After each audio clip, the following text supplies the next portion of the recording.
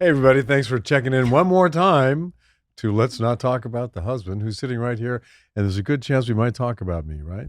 Or no, not today. You never know. You never know what's going to come out of my mouth. That's for sure. Well, right? No, I don't know what's going to come out of your mouth. And nor do I. It's a I. constant surprise. Yeah. What is she going to say next? Oh, my God. Well, I was just telling you as we were walking up that Delilah has been staying at the house because she was moving into a new house. That's true. So she's been staying at our house in the interim. And I just said to you as we were walking in, I said that Delilah has stolen so many of my things. Oh, that's right. That I found them. I found a bunch of them at the house and I've stolen them back. As well you should. But I mean, can you imagine how much more there is, though, at her house? The thing about Delilah is she's the same size. I know. So her feet are the same size. Yep. Her body's the same size. Yep. You know what we did the other day? This is so cute. It was such a cute moment that I treasure it now forever. We were in the bathroom and she was going to take a shower and she was naked. And it's probably going to gross people out, but that's okay. What? And I was naked and even better. Okay. She said, so we looked, she goes, look in the mirror. We have the same body. We have the same body. She goes, oh my God, I'm going to look okay when I'm old. She goes, oh my God, we have the same body.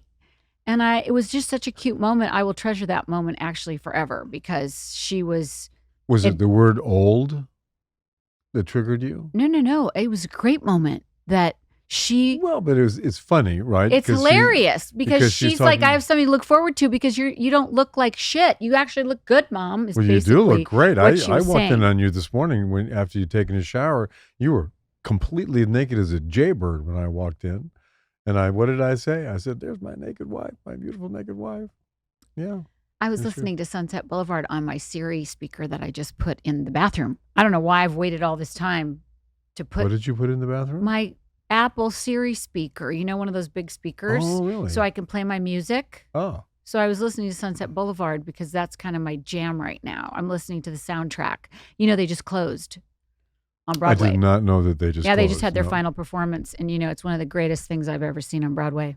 Mm-hmm. Well, so anyway. You've been playing it at home. I've heard you listening to it before. Yeah. So it sounds amazing. Anyway, I've stolen back quite a few things. But I would imagine she has quite a few more at her house, because this is just stuff that she's got at our house right now. Shoes, 2 bags, and some clothes. So it's a little bit like getting a brand new wardrobe. These are things that you've never worn before? This bag I stole back. Oh. It was brand new when I got it, and I never used it. She's had it for years. Looks very couple fancy. Years. That's very fancy. It's a very fancy bag. Very fancy. And I have stolen it back. I had to clean it out because it was somewhat dirty. I had to take some wipes and, girls use their purses. Like, she's really used it, which is great. And then I stole back a leopard Fendi. I love my vintage bags. It's a leopard Fendi vintage bag. Your girls and your shoes and your bags. I mean, what's that about? I know that you men can't guys understand are like it. into watches and stuff. I mean, I know a couple of guys who I'm not into watches. This is a $25 watch.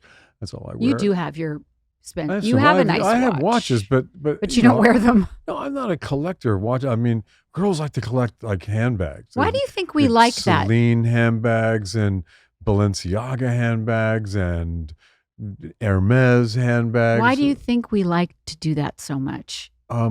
Girls like status symbols, I think. I don't know. I love shoes are a status symbol.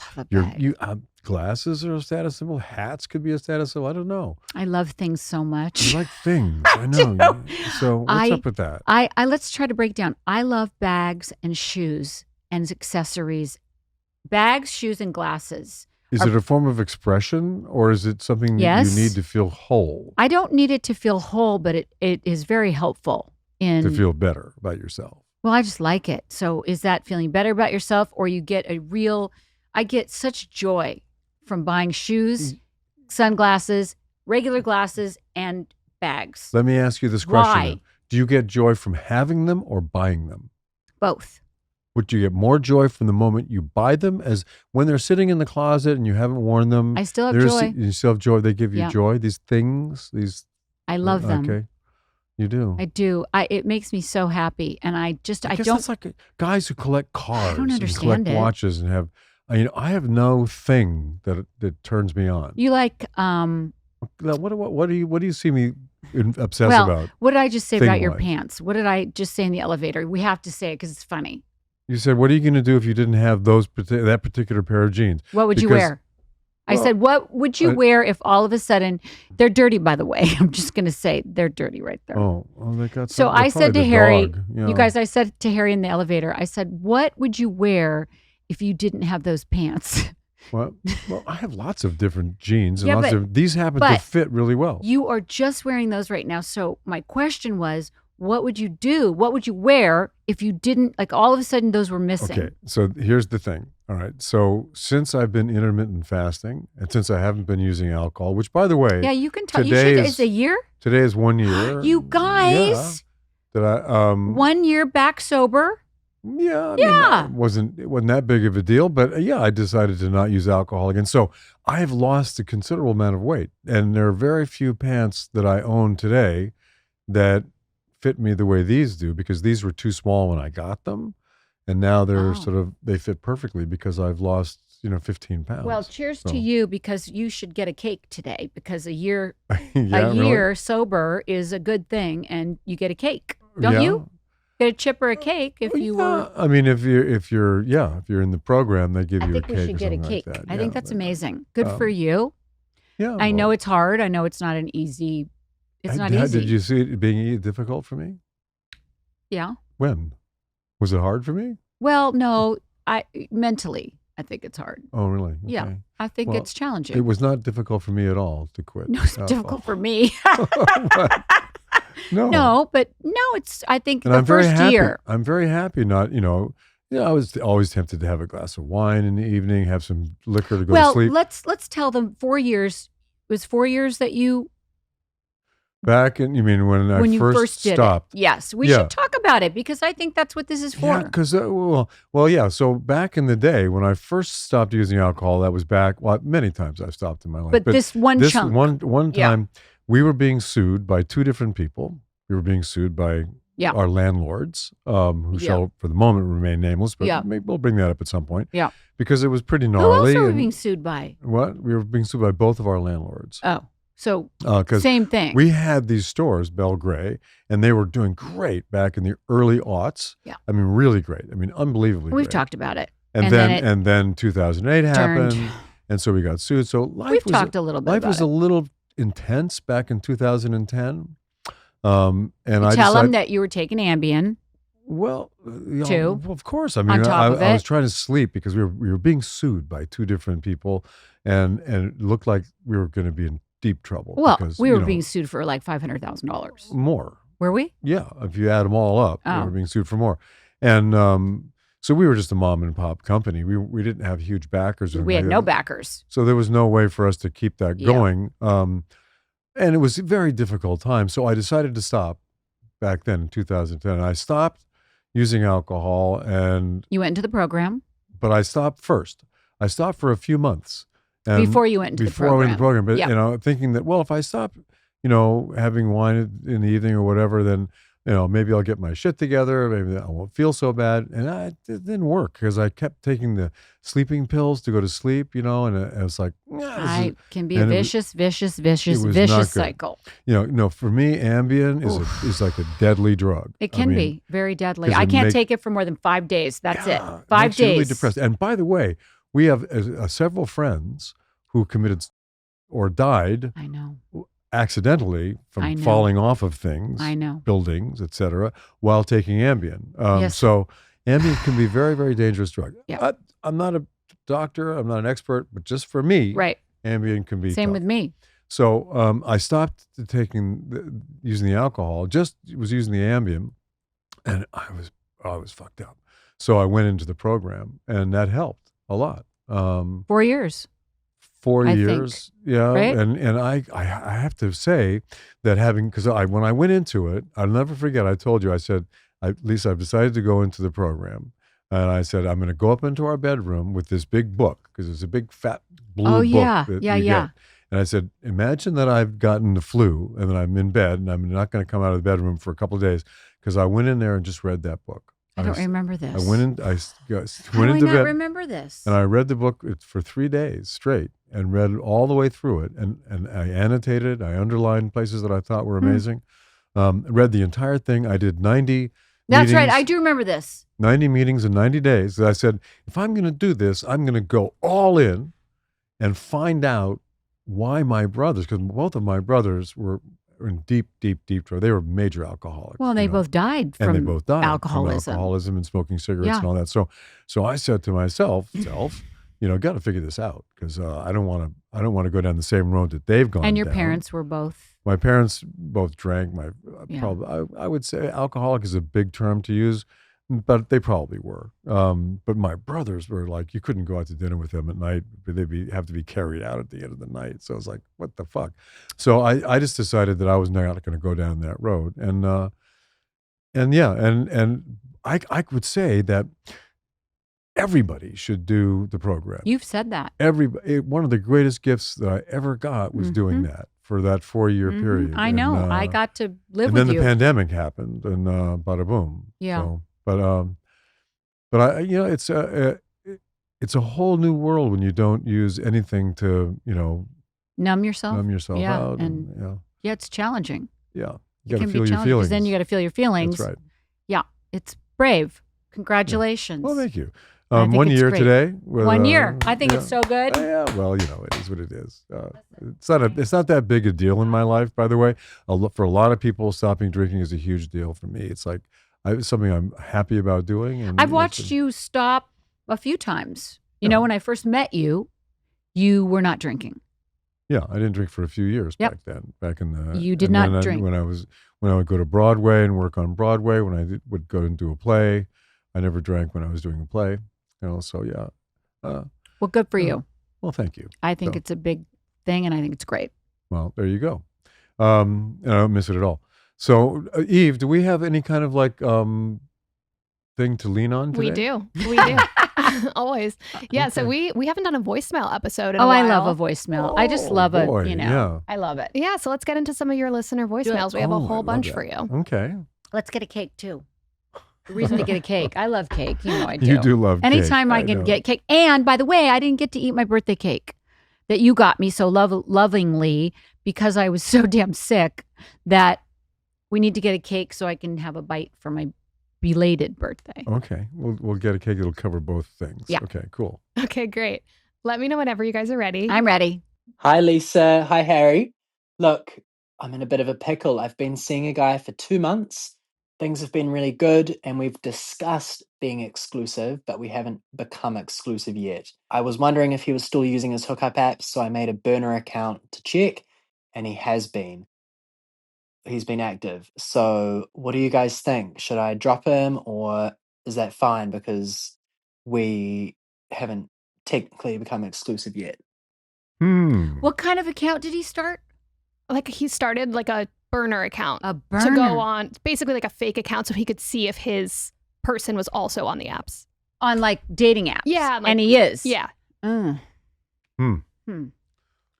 do you think? I don't know much about dating apps myself. I mean, I don't either, since we haven't had to do it, but they were invented after we were married. But so, they're not exclusive. They haven't decided to be exclusive. So I'm learning about this from our kids, because I know, we watch our kids have they're dating different people, and there's this whole thing about whether you're boyfriend, girlfriend, whether you're exclusive or not. What do they call it when they're exclusive with each other? It's just exclusive. Well, it's like, no, when somebody says, "Do you want to be my boyfriend? Do you want to be my girlfriend?" That's all they have to say. I mean, we used to say, "Do you want to go steady?"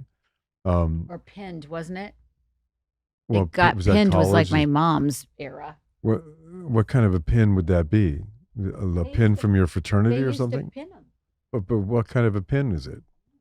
I remember the term being pinned, but that would require a pin to be pinned. That's what they used to do, though. So they would physically. But whose pin was it? Where did the pin come from? Like a sorority or something, or maybe they had pins in high school. They would physically pin you, and so you had a physical. I remember this pinning. But what I remember I the pin. don't know. But you brought it up. You said you get pinned. So what does that mean? It just means you're going steady. but physically get pinned. Okay, so that must be some kind of like a sorority pin or a Anyway, that was the thing, and now it's going steady. Now it's exclusive. That's what the kids say. This fellow he's doing research to find out if his significant other is like cheating on him. Is that what's going on? Well, he said, should I ditch him or should I be done with him if he's like dating around? I think he should just talk to him. Wait a sec. What's this burner thing? So that's a burner phone? No, so he made a burner like Tinder account, or maybe it was Grindr or Hinge. So he made a so fake he could account. see if the person he was seeing was also on the apps, and then he saw that he was. I think they have to communicate, and he has to talk to him about it and say, I'm just curious, are you on other dating apps? Are we exclusive? How do you want to do it? I think you just have to communicate. Absolutely, and this whole idea of going kind of getting a burner account and having to do that kind of I don't think backdoor, that's a good thing. No, I mean, if you're in a position of having to do that, things are already in trouble. Yeah, I agree. Because you got to be completely above board. And we were just talking about this morning because we know somebody who's had a sort of a disaster happen in their life, and I go, well, but let's look at the person who had the disaster happen. Did they live? Was their life clean, or were they trying to get away with stuff in their life? You said the postman always rings twice. Exactly. So explain that to people. Well, okay, so in your opinion, in my opinion, in my experience, there is this thing called karma out there, and karma is, it's an ephemeral thing. God knows if it's even real. However, there just seems to be karma, and people who act badly or do things illegally or try to skirt the system. Exactly. Right? And whatever that system is, system, if you're talking about a system of being just good and kind and truthful, and I always say to our kids, you always have to tell the truth. You have to, because it'll always come back to bite you. Always. If you don't. And that's the postman ringing twice. That's so right. if you're living a straight life, and you're living a moral and a straight life, then you can an honest life. If you're honest and truthful in your life, and legal, I think all those things, right? Then you can sleep at night, and also the chances of karma, coming back to bite you years in the future, that it goes away. So I think for this fellow who's going out and getting a burner account, just the very idea of having to live in that way isn't a red flag. Helpful. It's a red flag. I agree. Yeah. I agree. So that's, I think, I would say for you didn't say your name, but I would say take a really good look at this relationship, because it sounds a little funky. Yeah. And be really, next time around, even this time, be very communicative and just be honest, because at the end of the day, you get a lot more being honest than telling little white lies and skirting it, because it just comes back to you. So true, because you have to. If you start telling lies, then you got to write them down. You got to cover them. You got to remember them. What really happened? I don't remember. It's crazy. It's just like a spider web that you just get entangled in. Yeah. So there you go. All right. Be honest. Hi, Lisa and Harry. I just want to say that I love your podcast. I think it's so cute. And I think you guys are doing such a great job. Kudos to you both. Thank you. My question really just focuses on rumors. So I know that because both of you have been in the business for so long, there have been rumors on Lisa's end, on Harry's end. And I want to understand, what do you do about those rumors? Like, when you hear those rumors, how does it affect you? Does it affect your marriage? Do you just not play into them? Do you play into them? That's a great question. How do you guys actually work through that together? Do you guys check in together? Do you guys just laugh about it?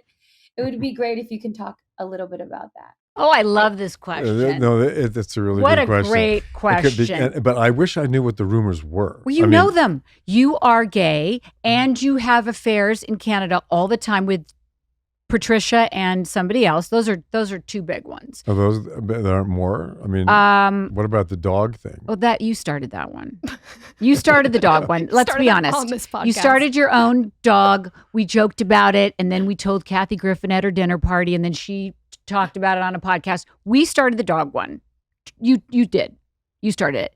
So let's go back to Kim Richards. Like why not? Because that's when it kind of ignited, when Kim Richards sat across from me and decided to accuse you of something. And is that when she said, let's talk about the husband? Yeah. It wasn't let's not talk about the husband, which is what the name of the podcast is. She said, let's talk about the husband. Let's talk about what you don't want out there.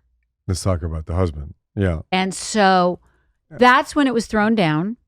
And that's when I basically flew across the table. And then I broke the wine glass. And so the way you reacted to it is you laughed. You thought it was funny, right?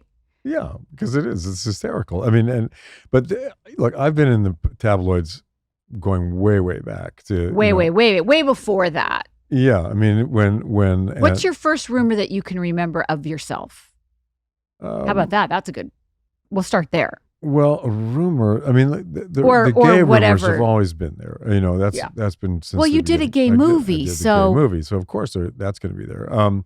But you know, I don't pay attention to them. I mean, there may be rumors out there, and you know, water off a duck's back is how I deal with all that stuff. You know, I just, you know, if it'll get sticky if you react to it. If you don't react to it and just keep doing your life, then it goes away instantly, you know. But that's why I don't do social media. I don't look at comments. What's the point? Yeah. You know, what's the point of looking at, because, hey, as far as reviews go, and I don't read reviews, and I've heard almost all good reviews in my life. Maybe I've gotten a few bad ones, but I don't read them. Nevertheless, but if you do get a bad one, you might get, you know, 30 good ones where they say you're better than the best actor in the history of the world, but you get one bad one where it says, you know, he kind of messed up here, here, and here. And you go, oh, and that's all you think about is the bad one. Yep. You know? So as a result, I don't look at them at all. But as far as the rumors go, I'm just going to let it always go off my back like water off a You duck's always back. have. Yeah. You know, for me in that moment, I was more mad at her because she would do that to you in that moment because I knew what she was doing. Well, I was so proud of you protecting your husband. Yeah. So, yeah. I would never have known I would do that. But, you know, I had already had, you know, plenty of issues with her for 4 months. This was towards the end. This was 3 months in. So I was just mad. I was so mad that she would do that to you and that we would then have to deal with it. I mean, I didn't worry about it because I knew there was nothing true to it, but I knew she did it to do what she did. And that made me really mad. Do you think she was produced to do that? Do you think that some producer came to her and said, why don't you bring up Harry? I do. Really? I do and I'll tell you why. I'll tell you exactly why. When you do your interviews for shows like that, you do it for like the whole time you're filming and after. So for about 10 months. So if I did that show for a period of time, even the first year, after a while, you can start to figure out by answering questions and what they're asking you, like, what's happening? What? Okay, it's hard to break down, but this is what I'm going to say. As you're getting to know me as a character on this show the first year, okay, I'm saying things and I'm talking about how I feel. I knew that I said very strong things about my family, you and my family, like hot button issues. If you listen to me for long enough, you'd know that if anybody came after you or the girls, that would be like pushing a big button in me. Oh, so they knew that was a soft spot for you. Yes. Okay. That's my opinion because I'd been talking, you're getting to know me, they're asking me questions. I think by that point, which was 3 months in, everybody knew my button to press. So do you think the producers went to her and said, hey, when you guys are sitting down in the restaurant in Amsterdam, I want you to bring up her husband, bring up Harry? I mean, I actually know that, you know, she has since come to me and said I was produced to do they made that. me do it? Really? Yeah, of course. Oh, I didn't know that. Of course. I mean, whether that's true or not, but that's how she dealt with it. You know, when we made up in a sense, she said that. So I can only take her at face value, but I can say that if you were a smart producer and you're producing this show and you've been listening to me for 3 months in my interviews, you'd be pretty stupid if you didn't have somebody come after me about the kids or or you. Because they want like conflict. They want. And look how beautifully it worked. It worked like a freaking charm. Well, that's true. Did it You not? did fall for that. You fell for it, hook, line, and sinker. In a hot second. To me, I mean, looking back on it, I go, that's really good producing because you knew that was those are my buttons. Mama bear about the kids and husband. Don't go near it. What did they do? They just went like this. I'm jet lagged. I'm exhausted. It's the end of the season.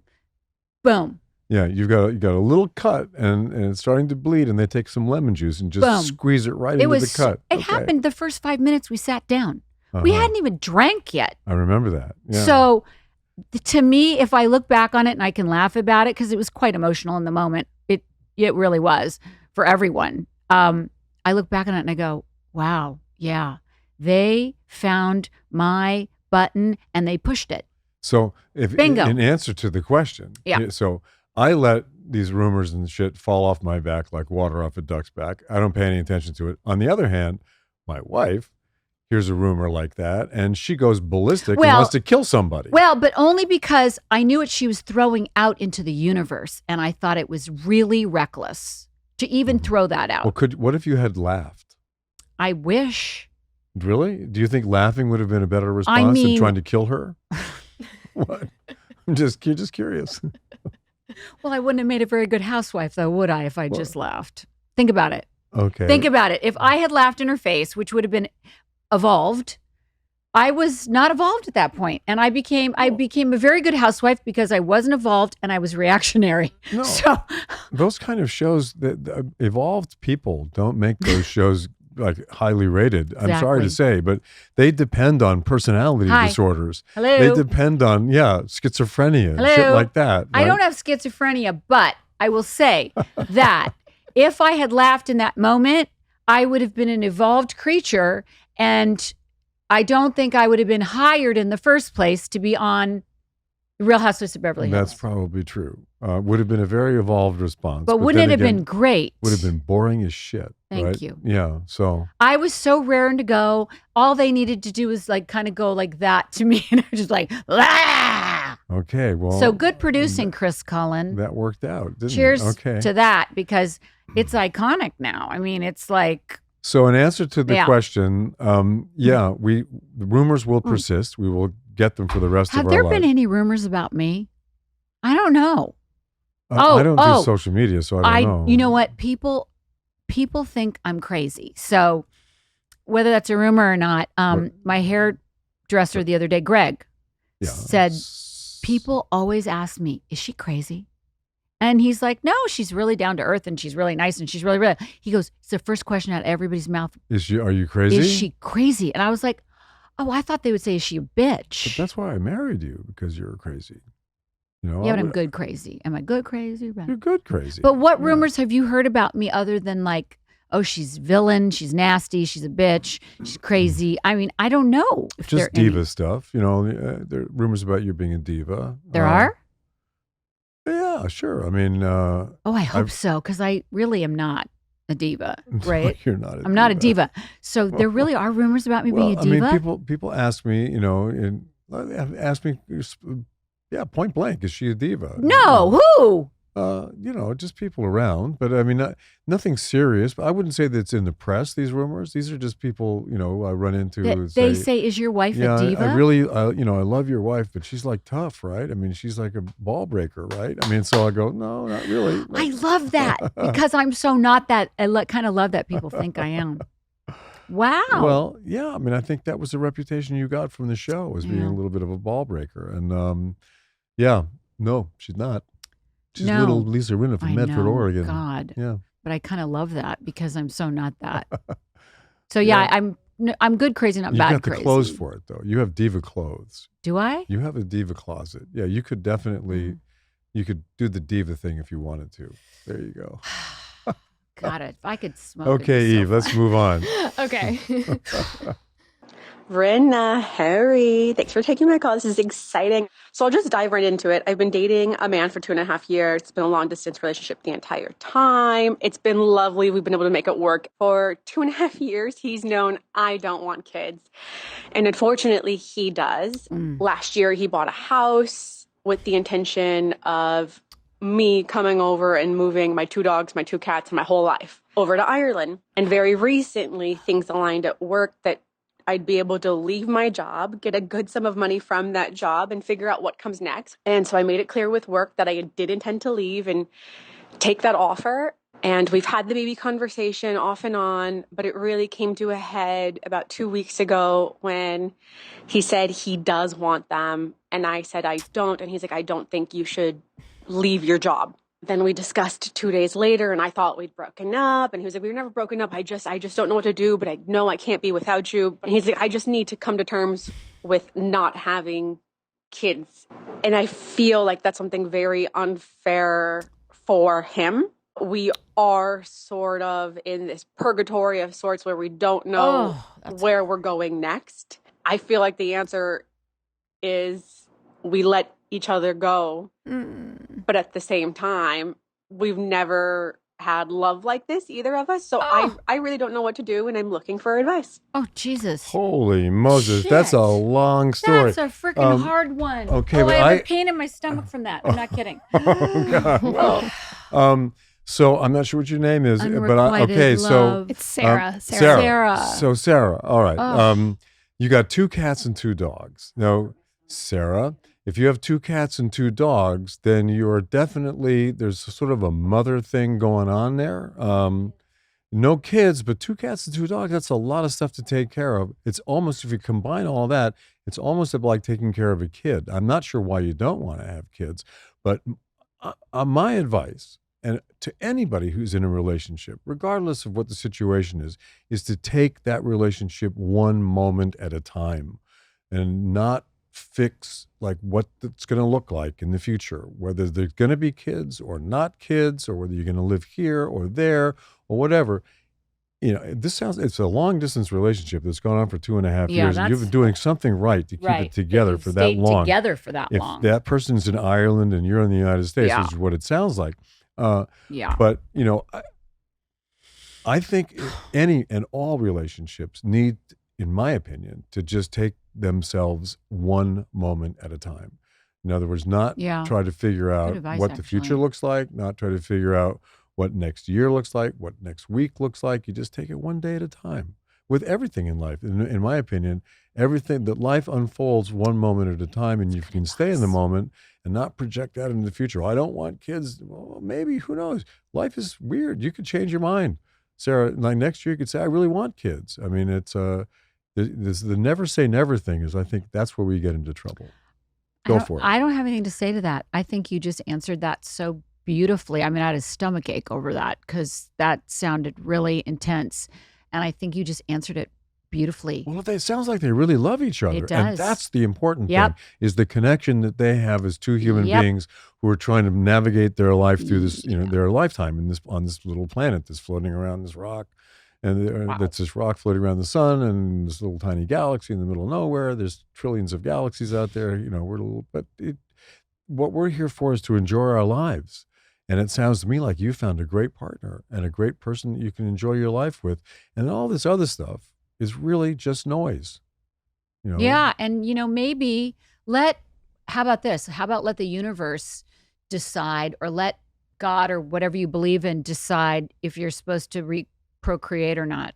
Maybe don't make the decision. Well, I mean, I don't know. It will reveal itself as you go along. If you're truly in love, and you and your partner have a real relationship that evolves truthfully and honestly, then who knows what'll happen? Yeah. And you might say a year from now, oh my God, I love this man so much, I want to have his children. Yeah, because it is really fun to have kids. It really is. And if you have cats and dogs, not that they're like kids. 2 cats and 2 dogs, it's a lot. That's a lot. It's a lot. Got any houseplants? It's a lot of responsibility that you'd probably be fine with a kid. Well, yeah. Like, you're already set up, I don't know. I think it's good advice, I Harry. would put my love for my partner over any idea about having kids or anything like that. Just let it change. Harry Hamlin, everyone. Okay. That's a really good answer. Okay. Cheers.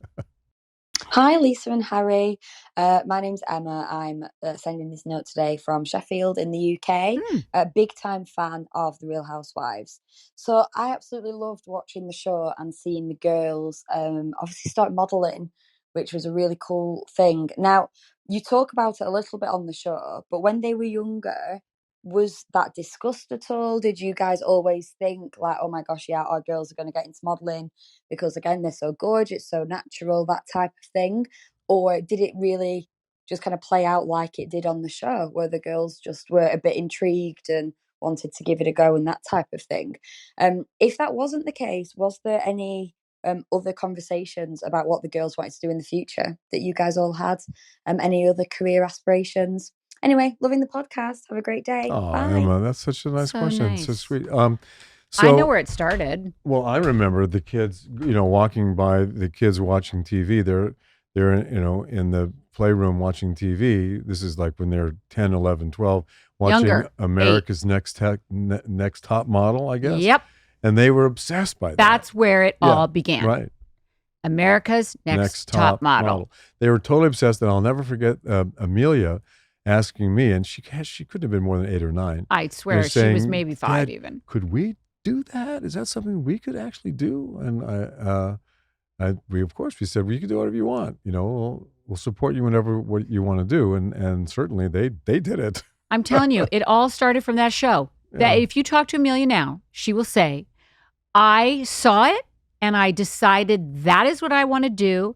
Right. And she put her mind to it and she just made it happen. Yeah. I mean, she's been, I think, obsessed and like a Stinger missile on modeling since she saw that show, Harry. So she's like 8 or 9 years old. Yeah. And she just decided. Yeah. Like the thing that I think the power that Amelia has that is truly remarkable to witness is she doesn't second guess herself. She just goes, because she's very smart.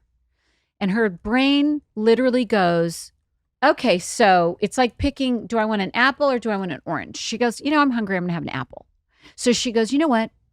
I see that show and I want to do that. And I'm going to be a model, period. And she just programs herself to do that without saying. How does the apple come into this? I'm just curious. Well, because it's like a choice. It's like a strong choice. Do I want an apple? Do I want an orange? She goes, I'm going to have the apple. And she goes and gets it.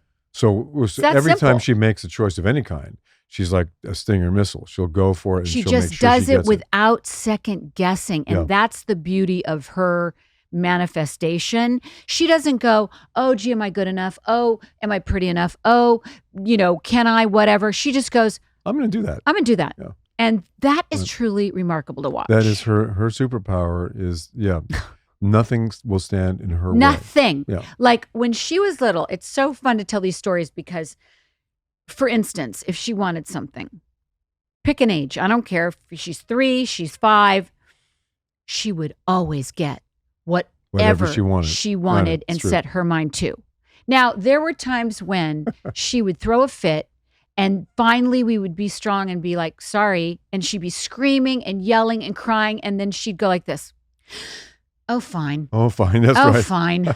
And she'd walk away. She would be so stubborn until the last minute she'd go, oh, okay, whatever. Oh, fine. And she would turn on those tears like somebody had literally been hit by a car and she was crying her eyes out and you would like put your foot down or I think she and I are very similar in this because we were talking on the way here about what I got my parents to give me for my 13th birthday and what Amelia got us to give her for her 13th birthday. And I didn't occur to me until I was talking about this. We were driving down Sunset Boulevard on the way here today. And we passed by where there was an old TV show back in the 60s called 77 Sunset Strip. And we passed by where the doorway to 77 Sunset Strip. On the street. We drove by it. And I said to Lisa as we were driving, I said, when I was 13, I said for my 13th birthday, I had to go to Dino's restaurant. That Dean Martin had a restaurant called Dino's right next to where 77 Sunset Strip. Your grandparents would know about this, kids. Or your great-grandparents would know about it. No, grandparents, I think. Dean Martin had this restaurant, and it was like, he was a rat packer, and it was like really cool. And I was 13, and it was like the 60s, and it's like, Mom, Dad, I got to go to Dino's for dinner. And Amelia did the same thing. Mom, Dad, I have to go to the Eiffel Tower for my 13th birthday. Now, Dino's was across L.A. We lived in Pasadena, so we just had to drive over to West Hollywood, to take me to Dino's. We had to fly to fucking Paris to take her to the Eiffel Tower. Well, luckily we had a free trip to Paris. Let's walk it back. I had gotten QVC in Paris, and Mark Locks flew us all That's right. to Paris and put us up the peninsula in like a freaking 2-bedroom suite. Was he the person who got us the reservation at the Alain Ducasse restaurant in the top of the Eiffel Tower? I don't remember that part, but someone got us a reservation for our 13-year-old to eat for her birthday at the Eiffel Tower. And she had heard that the food was so good, and it was the Eiffel Tower, and it's Paris. She's 13. She's 13 years old. She got it. She got us to take her to the Alain Ducasse restaurant up, like halfway up the Eiffel Tower. The sun was coming in. Do you remember at sunset? It was so gorgeous, so gorgeous. And then there was all these like pigeons flying around because it's the Eiffel Tower. There are pigeons flying around, and so then the menu comes, right? And well, you're halfway up. We're halfway up the Eiffel Tower. So no pigeons were flying around up there, but yeah, they were. There were pigeons all over the place. Yeah, I mean that's where they live. They fly around the tower. That far up? Of course, yeah. Okay, well, I don't remember that part, but anyway. I remember looking outside and seeing all these pigeons flying around. And then the menu comes. And what's on the menu? There was nothing to eat. I'm so Pigeon sorry. was on the menu. Could not. Pigeon and snails. Pigeon and snails. And maybe some veal. So she's looking out at the birds flying around. She said, we're eating those for dinner tonight? She ate nothing. We ate bread. We ate bread and butter. She ate bread and butter. It's the only thing she could. And the bill was price fix. There were three of us. Four of us. Delilah was there. There were four of us. 4 of us for price fixed dinner. How much was it? Do you remember? It was thousands of dollars. And I'm the only person who ate anything. We ate bread I had and your order of escargot. I had her order. You guys just had bread and butter. It's all you ate. We'll never forget it because there was nothing for us to eat. No. God bless all of it, but we didn't eat. Well, you guys didn't eat. I feasted. I loved that. You had food. Snails. You had pigeon. You had, I ate everything. But, stripe, gripe, whatever. I don't know what it's tripe. Tripe. Oh.